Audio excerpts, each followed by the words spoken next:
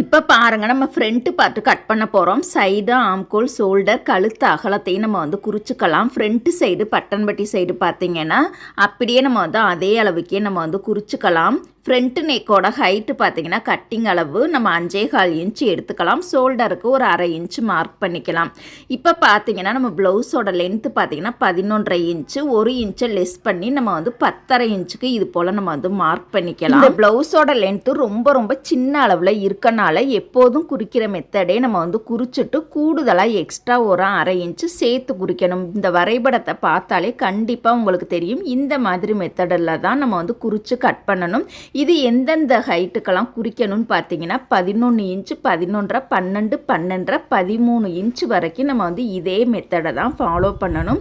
Next வீடியோவில் formula வரைபடத்தோட கண்டிப்பாக உங்களுக்காக அப்லோடு பண்ணுறேன். இந்த டிப்ஸ் பிடிச்சிருந்தது அப்படின்னா லைக் பண்ணுங்கள். தேங்க்யூ.